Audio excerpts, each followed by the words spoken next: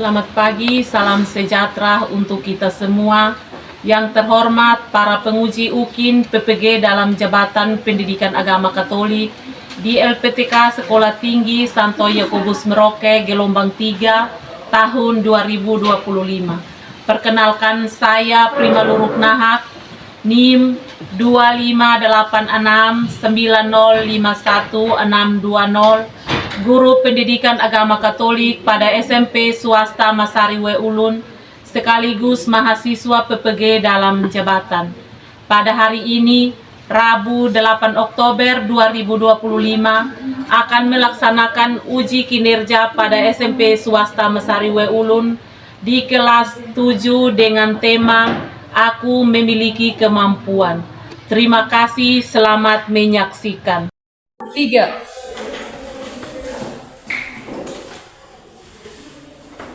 Selamat pagi anak-anak. Selamat pagi Ibu Guru. Apa kabar hari ini? Baik. Bagaimana perasaan kamu? Baik. Oke. Ibu juga merasa senang bertemu dengan kamu hari ini. Semoga kita semua dalam keadaan sehat dan baik. Baik, sebelum kita lanjut pada pelajaran kita hari ini, mari kita buka dengan doa. Ibu minta salah satu berdiri untuk memimpin kita dalam doa.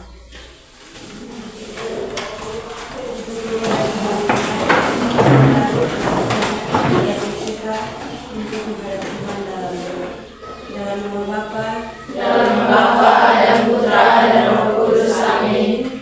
Allah Bapa yang Maha Baik, kami bersyukur kepadamu dan kami. Amin. Dalam nama Bapa, Dalam nama Bapa dan Putra dan Roh Kudus. Amin. Terima kasih untuk ini yang sudah memimpin kita dalam doa. Silakan duduk kembali. Ada yang tidak hadir hari ini? Hadir semua. Terima kasih. Jadi anak-anak, materi kita hari ini tentang aku memiliki kemampuan. Jadi, mengapa manusia disebut sebagai citra Allah yang unik? Manusia disebut sebagai citra Allah yang unik karena manusia diciptakan menurut gambar dan citra Allah, memiliki akal budi, kehendak bebas, dan hati nurani yang dapat membedakan manusia dengan ciptaan Tuhan yang lain. Iya, kita tepuk wow untuk Geni. Dikasih W, dikasih O, dikasih W. Wow. Ada satu pertanyaan lagi. Siapa yang bisa menyebutkan unsur-unsur dari kemampuan? Unsur-unsur dari kemampuan merujukan pada 1 pengetahuan, 2 keterampilan, dan 3 sikap. Tujuan pembelajaran yang akan kita capai dalam materi aku memiliki kemampuan itu ada berapa di situ? Iya. Yang pertama itu siswa mampu mengenali dan menghargai kemampuan dalam diri. Yang kedua itu siswa dapat menghargai keunikan dan kelebihan dalam diri dan orang lain. Dan yang ketiga itu siswa dapat menjelaskan sikap yang benar dalam menangani kemampuan berdasarkan pesan kitab suci dan mendorong siswa melakukan upaya untuk meningkatkan kemampuan diri serta bertanggung jawab.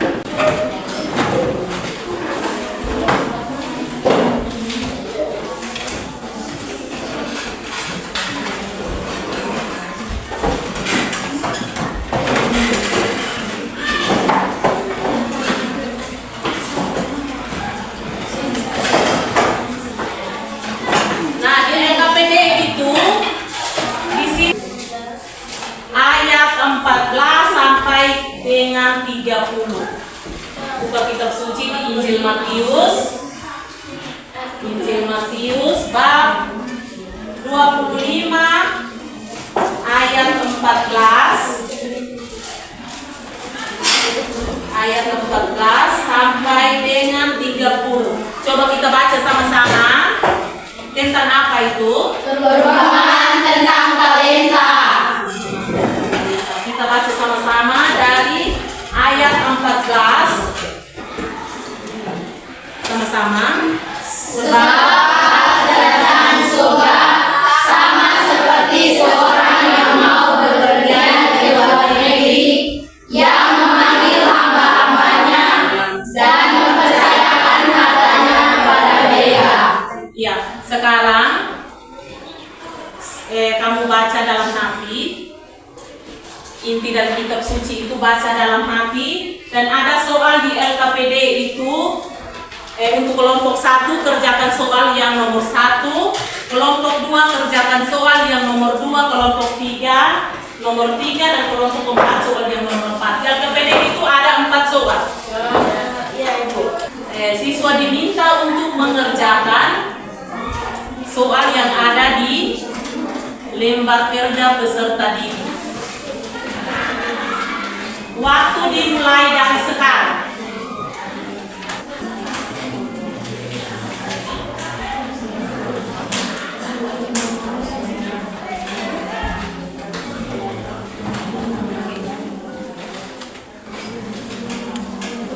Tulis nama kelompok. Nama kelompoknya itu kelompok berapa. Terus nama-nama anggota kelompok. Dan soal yang ada di situ ada 4 nomor soal, 4 butir soal. Jadi soal yang pertama itu untuk kelompok 1, soal yang kedua itu untuk kelompok 2, soal yang ketiga untuk kelompok 3, dan yang soal yang keempat itu untuk kelompok 4.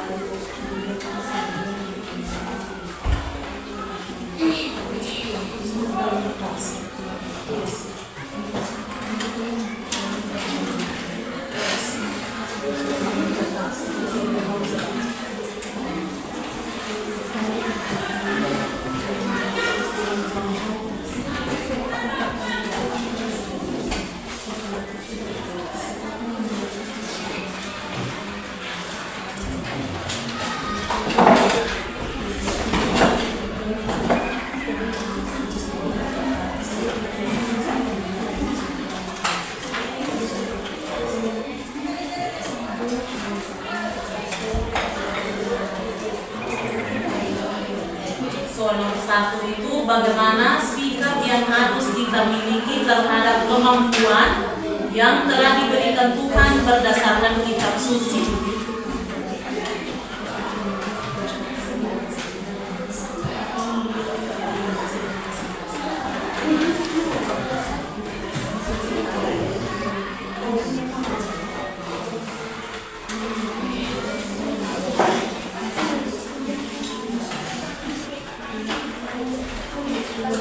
Terus soal nomor 2 itu untuk kelompok 2, apa yang akan terjadi jika seseorang menolak untuk meningkatkan kemampuan mereka?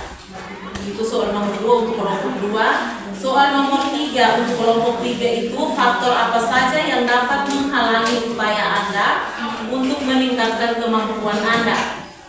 Dan soal nomor 4 untuk kelompok 4, apa yang dapat Anda lakukan untuk meningkatkan kemampuan Anda?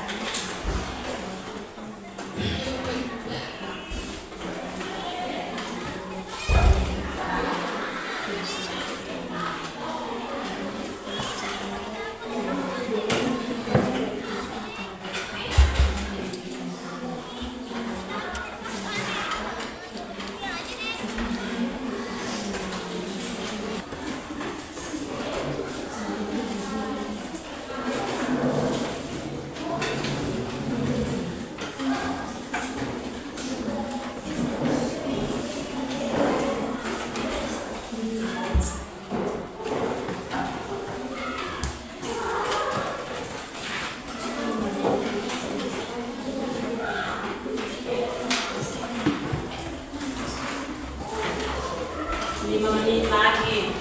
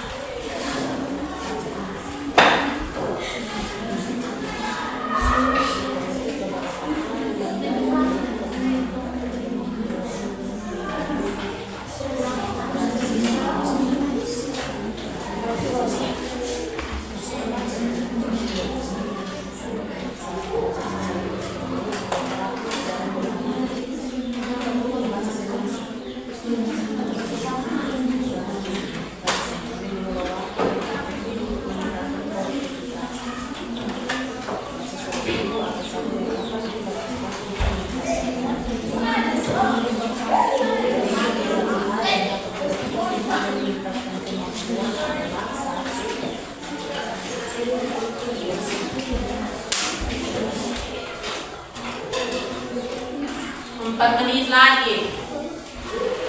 Sudah? Ada kelompok yang sudah selesai?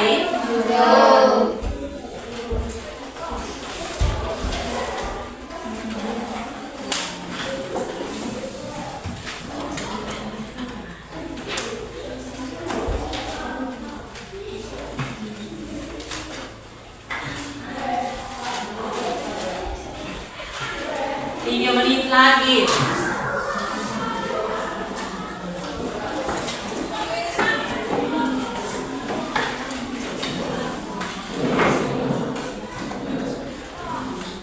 Sudah.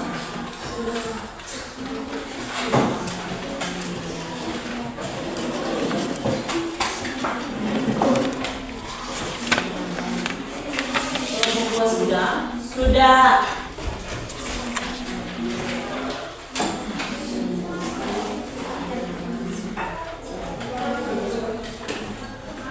Ada yang sudah selesai? Kalau sudah, sekarang masing-masing kelompok mempresentasikan hasil diskusinya. Kelompok keempat sudah apa belum?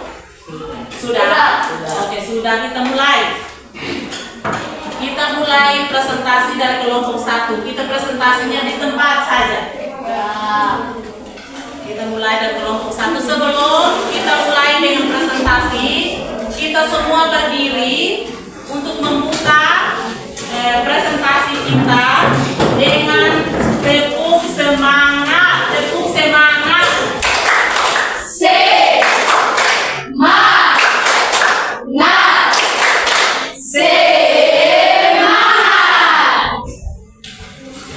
Oke, silakan kembali. Kita mulai dari kelompok satu. Silakan.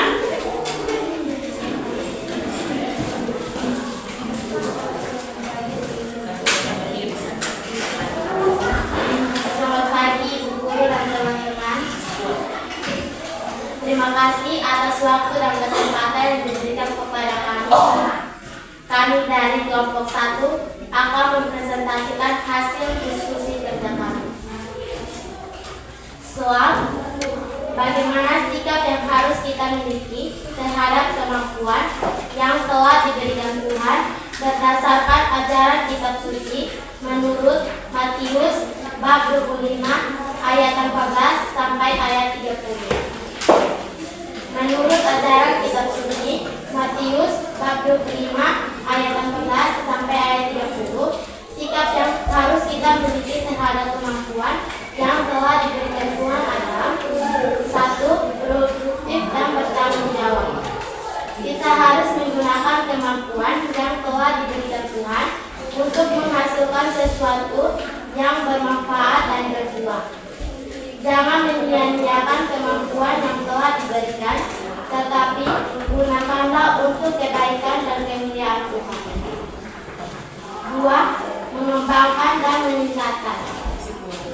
Kita harus berusaha untuk mengembangkan dan meningkatkan kemampuan yang telah diberikan Tuhan.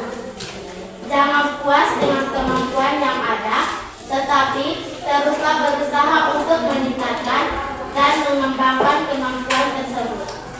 3. Bertanggung jawab atas titipan. Kita harus bertanggung jawab atas kemampuan yang telah diberikan Tuhan sebagai titipan.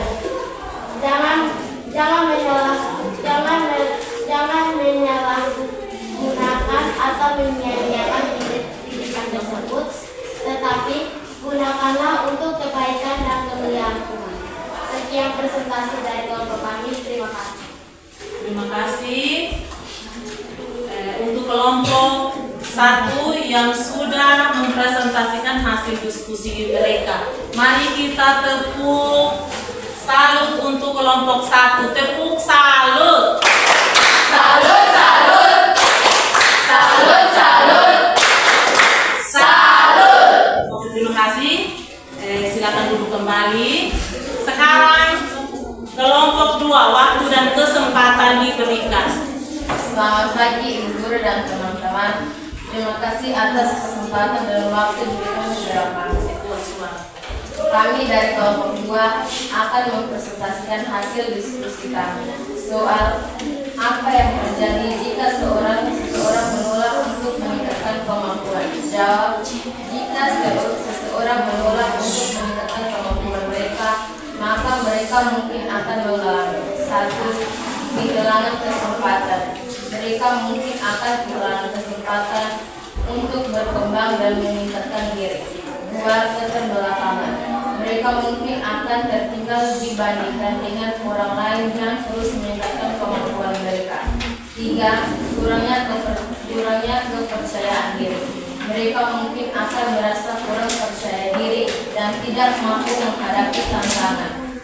4. Kesulitan dalam mencapai tujuan. Mereka mungkin akan mengalami kesulitan dalam mencapai tujuan dan sasaran mereka. 5. Penghukuman atau dalam konteks spiritual. Dalam konteks spiritual, menolak untuk meningkatkan kemampuan dapat dianggap sebagai tidak setia dan tidak bertanggung jawab atas titipan yang diberikan. Sekian presentasi dari kami. Terima kasih.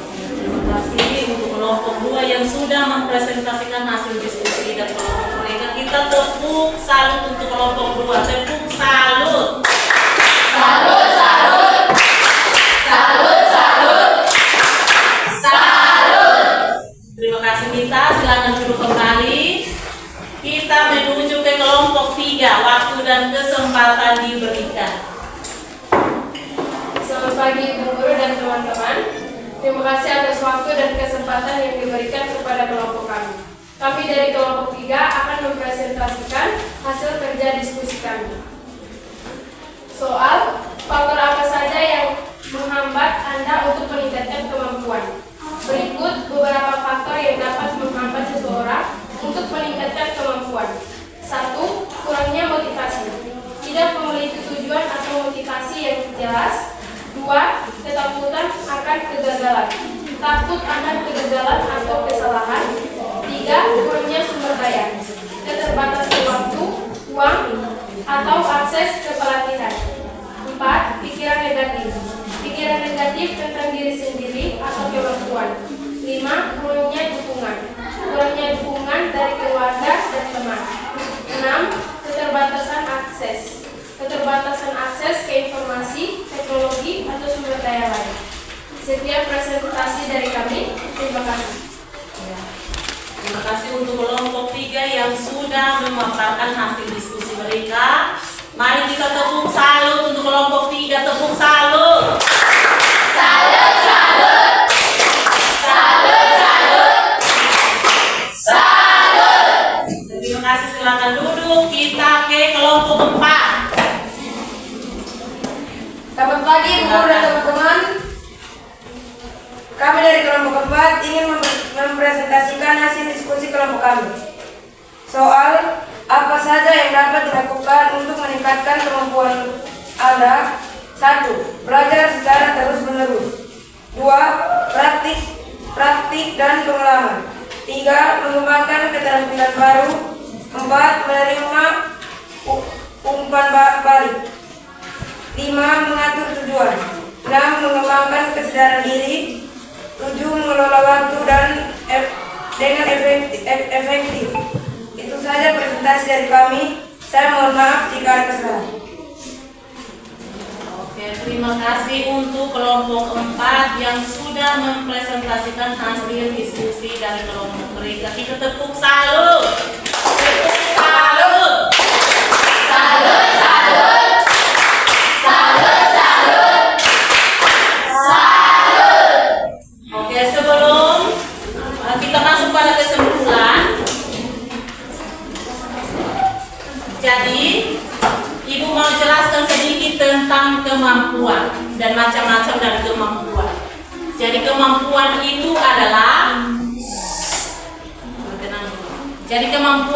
adalah kecakapan seorang individu untuk mengerjakan tugas, pekerjaan, atau kegiatan tertentu.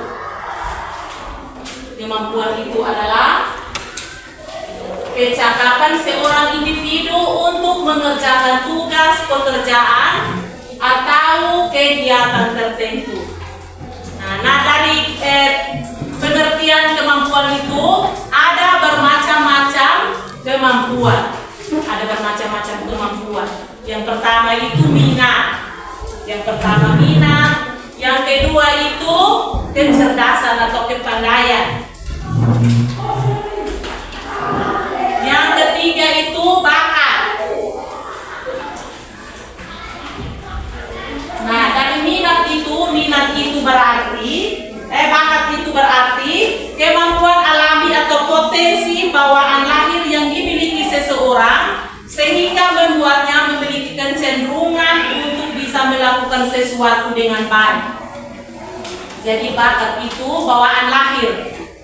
Bawaan lahir itu dipunya contohnya seperti ini. Kita contoh di kita punya teman, umpama Nita dia punya orang tua, kedua orang tua itu salah satunya atau dia punya ayah itu memiliki bakat bernyanyi. Berarti dari Nita itu ada peluang besar untuk bisa mengikuti bakat yang dimiliki oleh ayahnya itu. Ada peluang karena bakat itu adalah kemampuan lahiriah atau kemampuan alami. Terus yang berikut itu kecerdasan. Kecerdasan itu kemampuan dalam hal kepandaian dalam mata pelajaran. Jadi dalam mata pelajaran itu ada yang suka di matematika, ada yang di bahasa Inggris. Nah, kalau kita senang di mata pelajaran yang satu itu, atau kita senang di mata pelajaran tertentu, nah, pada saat pelajaran dimulai, dengan sendirinya kita terdorong untuk mengikuti pelajaran itu, tidak ada paksaan dari orang lain. Karena kita cerdas, punya niat yang baik. Betul atau tidak? Betul. Sekarang kita masuk pada kesimpulan. Kita menyimpulkan sama-sama.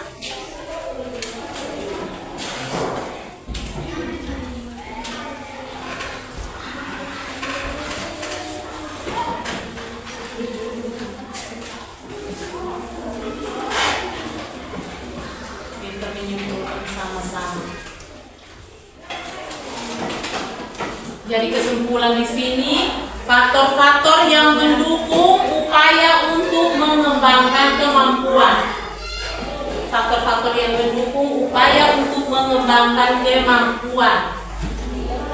Yang pertama itu motivasi yang kuat. Berarti motivasi itu kita belajar terus-menerus, berlatih terus-menerus, tidak merasa bosan.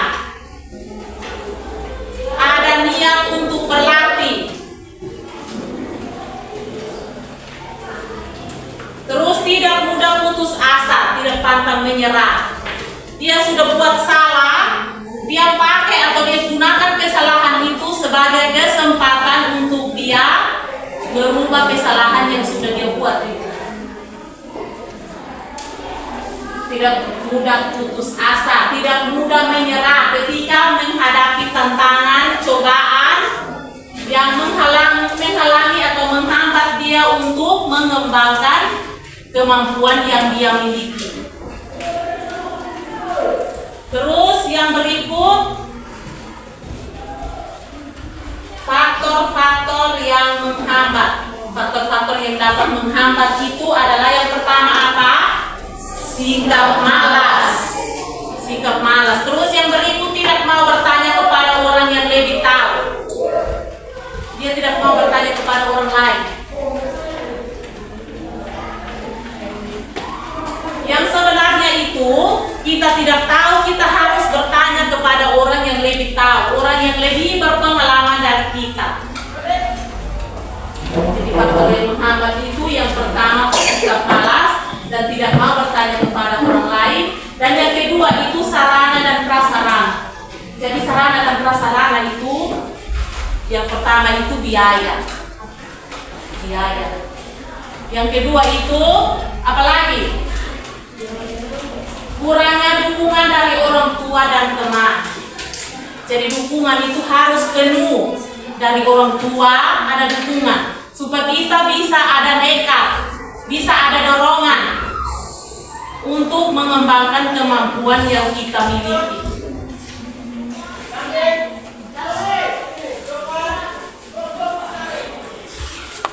Terus yang berikut,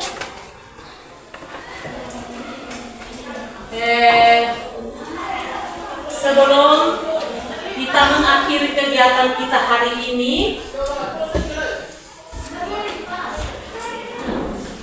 sebagai tugas untuk minggu depan, siswa diminta untuk menyusun doa syukur tentang kemampuan. Kita menyusun doa syukur tentang kemampuan. Bisa atau tidak? Bisa. Harus bisa. Tugas kita untuk minggu depan menyusun doa syukur tentang kemampuan yang sudah kita miliki. Sebagai bahan refleksi, sekarang kita duduk dengan tenang, rileks. Duduk dengan rileks. Duduk tenang, sopan, rileks. Duduk dengan rileks. Kita merenungkan apakah selama ini saya sudah mengembangkan kemampuan yang sudah diberikan Tuhan kepada saya atau belum. Apakah saya sudah meningkatkan, mengembangkan kemampuan yang dimiliki? Sebelum kita pulang, kita tutup dengan tepuk pulang. Tepuk pulang. Dapat ilmu, berkemas, duduk rapi, siap berdoa. Let's go! Terima kasih. Sebelum kita pulang, mari kita semua berdiri untuk menutup kegiatan kita hari ini dengan doa penutup. Ibu minta salah satu untuk memimpin kita dalam doa. Ibu guru dan teman-teman, marilah kita berdoa dalam nama Bapa, Dalam nama Bapa dan Putra dan Roh Kudus. Amin. Allah Bapa yang Maha Baik, syukur dan terima kasih atas penyertaan-Mu sehingga pelajaran kami hari ini dapat berjalan dengan baik. Mohon berkat-Mu bagi semua agar kami dapat mengembangkan kemampuan yang ada pada diri kami masing-masing. Inilah doa yang kami haturkan kepadamu lewat perantaraan Kristus Tuhan kami. Amin. Dalam nama Bapa, Dalam nama Bapa dan Putra dan Roh Kudus. Amin. Terima kasih untuk Ana yang sudah memimpin kita dalam doa penutup. Terima kasih. Sampai jumpa di minggu depan.